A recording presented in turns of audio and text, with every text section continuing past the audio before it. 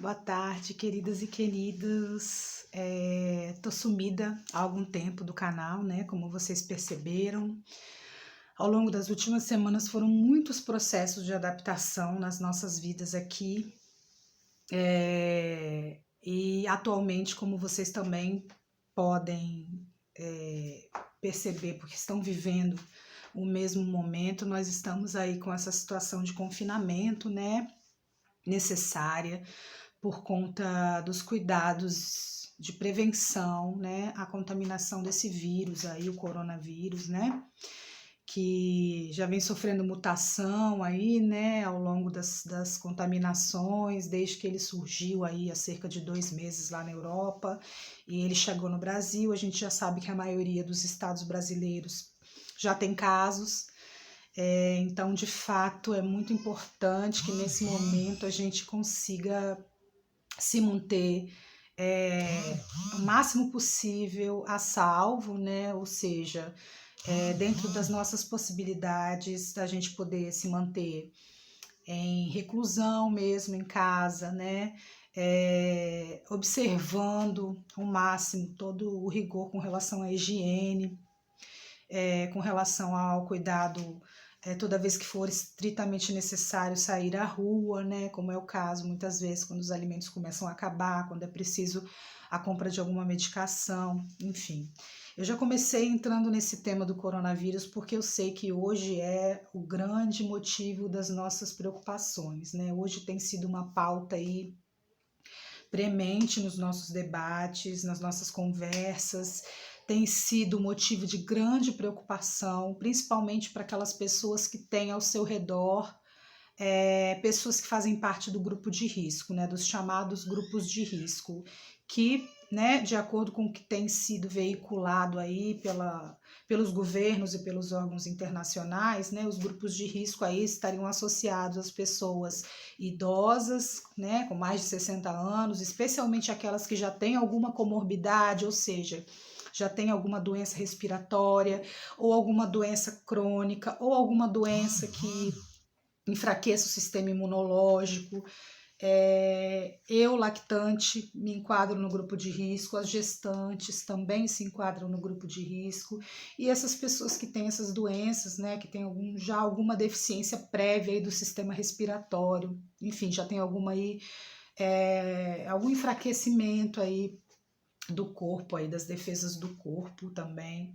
Enfim, aparentemente estamos mais expostos, né, a esse vírus, e me preocupa muito, para além, né, das possibilidades de complicação do quadro quando a gente contrai essa doença, quando uma pessoa contrai essa doença, me preocupa as sequelas que essa doença pode deixar, né, para aquelas pessoas que vão sobreviver à doença, né, mas que sobrevida será essa, enfim.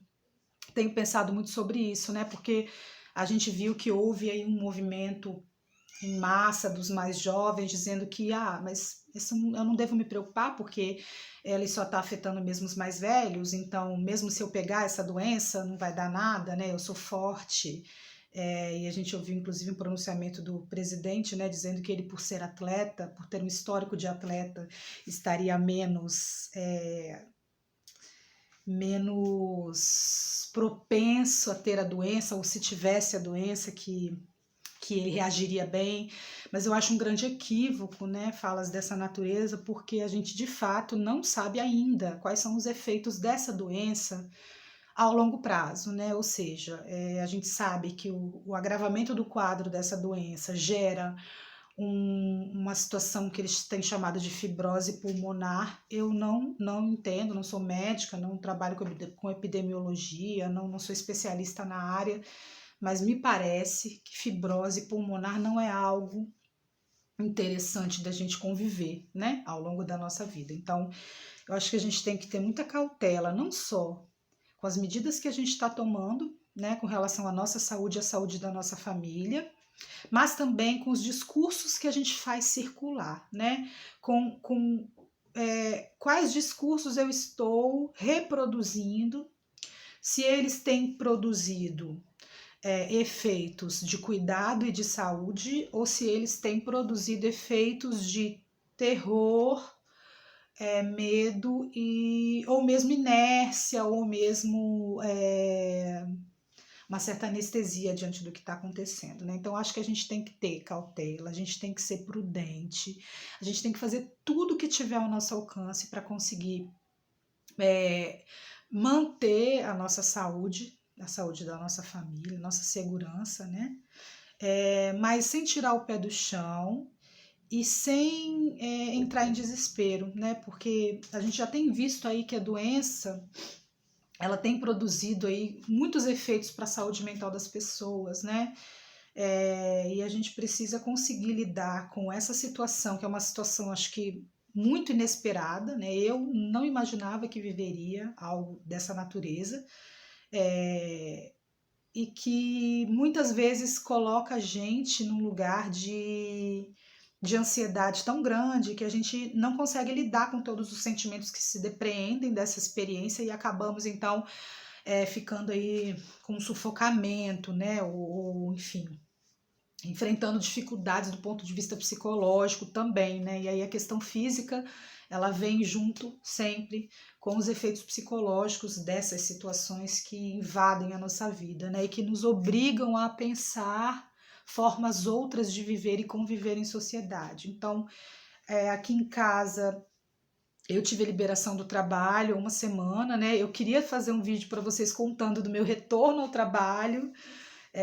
Foram 3 semanas, 2 semanas e um dia de retorno ao trabalho que eu vivi, que ocorreram 1 milhão de coisas, assim, muitas coisas, muitas intercorrências, muitas situações de dificuldade, mas também muitas coisas bacanas que eu queria compartilhar com vocês.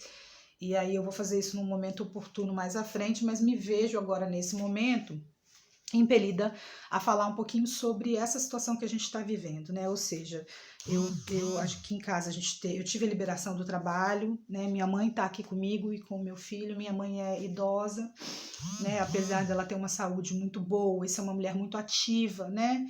Ela já tem 67 anos, então ela se enquadra no grupo de risco, né? E o meu companheiro só conseguiu liberação do trabalho há 1 dia e está fazendo trabalho remoto de casa, mas isso também não vai garantir que ele não precise eventualmente ir ao trabalho, né? Enfim, a gente então ficou lidando aí com essa preocupação com relação às saídas diárias dele para o trabalho, né? Então a gente reforçou tudo que era possível com relação à redução dos riscos, né, de contágio no período que ele estivesse fora de casa e no retorno dele para casa, né? Então assumimos todas as medidas que têm sido recomendadas.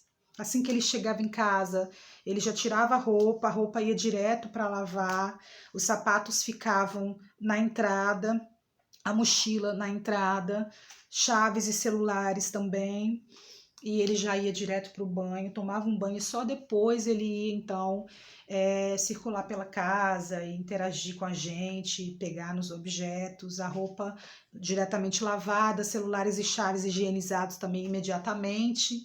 E, enfim, essa foi a nossa rotina durante esses dias, né? Que agora tem 1 semana que eu estou afastada do trabalho, em casa, né? Eu, meu filho, minha mãe e agora meu companheiro também em casa com a gente, né?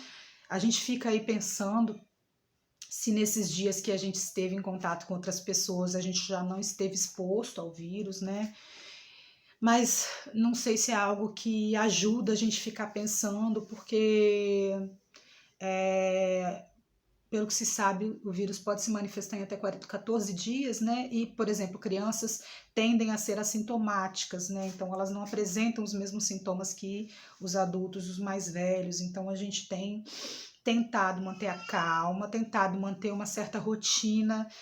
E com uma criança pequena é difícil, né? A gente conseguir entre 4 paredes manter aí uma rotina de saúde, de tranquilidade, de alegria, mas temos nos esforçado para isso, mantendo a alimentação do Raul direitinho como estava antes, né? A amamentação livre demanda, os soninhos todos dele. A gente tem recorrido às telas, né? Em um vídeo anterior eu falei para vocês que a gente precisa eleger nossas batalhas, né? Quando a gente fala de maternidade.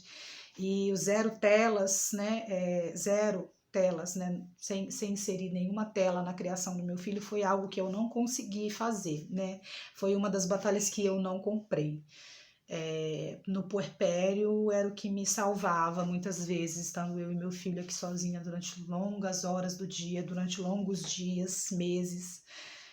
Muitas vezes era o que me permitia ter alguns minutos de tranquilidade, né? Tanto deixando ele assistindo alguma coisa que ele gosta e aí filtrando com cuidado as coisas que ele assiste, né? Para que seja adequado, para que não seja nada, para que as mensagens passadas pelo desenho, pela música, não sejam algo que eu discorde, né? Então a gente gosta muito de colocar ele para ouvir Mundo Bita, né? Show da Luna, Caiu, Diário de Mica, Pocoyo, que mais que ele gosta? Ele gosta muito de música, né? Então não só músicas infantis, a gente também coloca mantras, rock, samba, coisas que a gente ouve, ele gosta muito. Então, assim, a gente tem utilizado, sim, a televisão como um dos artifícios nesse período de reclusão, já que os passeios, que eram algo tão presentes na nossa vida, né? A gente saía muito com o Raul, né? Pelo menos 2 vezes ao dia, né?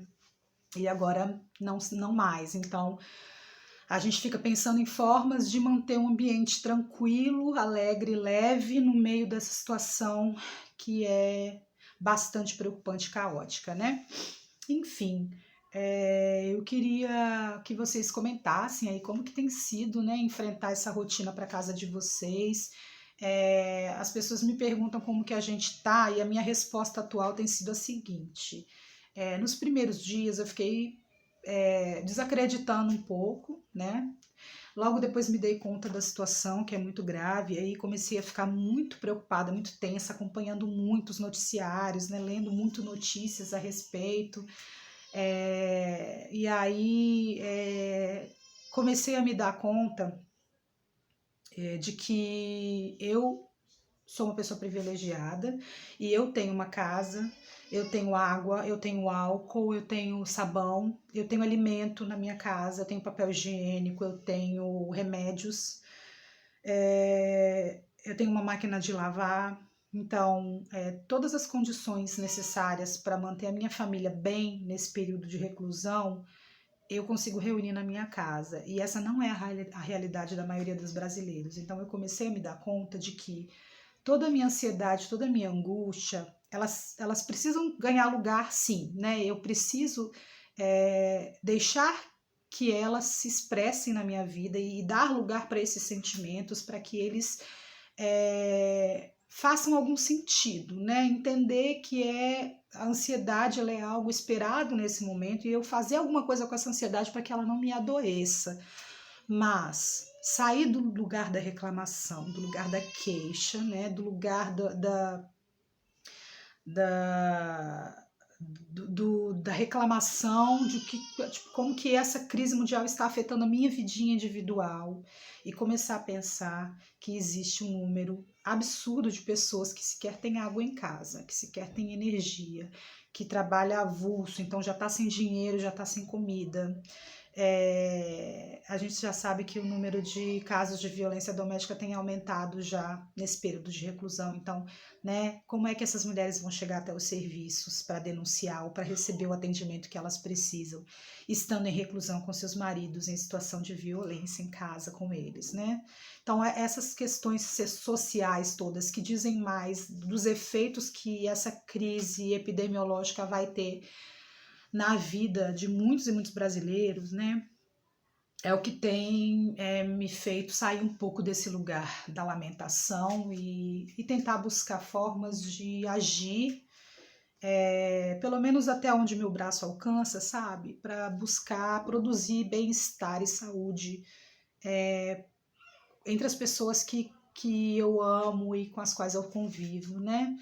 Eu trabalho na área social, mas eu estou afastada do trabalho, mas tenho acompanhado tudo que tem saído com relação às normativas do governo federal, dos estados, com relação aos benefícios sociais, né, concessão de alimentos, transferência de renda para a população mais pobre, para a população empobrecida, né? Ninguém é pobre. As pessoas, elas são empobrecidas por processos que vêm do capitalismo, né, da exploração da sua força de trabalho. Então, eu tenho acompanhado muito, né, tudo que tem se dado nesse sentido, e, para além disso, tenho tentado buscar construir com as pessoas com as quais eu convivo, seja através do WhatsApp, do Instagram, de um telefonema, que a gente consiga produzir um lugar comum de acolhimento e de sustentação para essas dúvidas, para esses medos, para essas ansiedades, para que elas não nos adoeçam, né? Para que a gente consiga fazer desse momento algo diferente, né? E é isso, gente. Torcer para que essa crise passe, para que em breve a gente possa buscar alguma melhora, né, desse quadro, né? Eu acho que as coisas não vão voltar a ser como elas eram antes, se a gente pensar principalmente da perspectiva política e econômica do nosso país, né? Não vão, né? Social, a gente não vai voltar. Já estava muito ruim e eu não sou muito otimista com relação ao que vai vir, mas vamos buscar então aí cuidar da nossa saúde mental, do nosso corpo, e pensar no coletivo, gente, sair um pouco, sabe, do foco do individualismo, do egoísmo, e buscar formas mais cooperativas e corresponsáveis da gente produzir vida na nossa sociedade, tá bom? Então, vamos ver se eu consigo agora retomar a rotina de gravação e de upload dos vídeos. Como minha mãe está aqui me ajudando com meu filho, é possível que eu consiga agora fazer isso. E eu quero que vocês coloquem aí nos comentários como é que vocês estão enfrentando aí, quais são as estratégias que vocês têm utilizado e o que vocês estão pensando disso tudo, como que isso tem atravessado vocês, tem afetado vocês, tá bom? Um grande beijo a todas e todas, a vocês que têm perguntado para mim, quando que você vai colocar um vídeo novo no canal? Tá aí o vídeo, vamos continuar firme, tá bom? E vejo vocês em breve. Um abraço.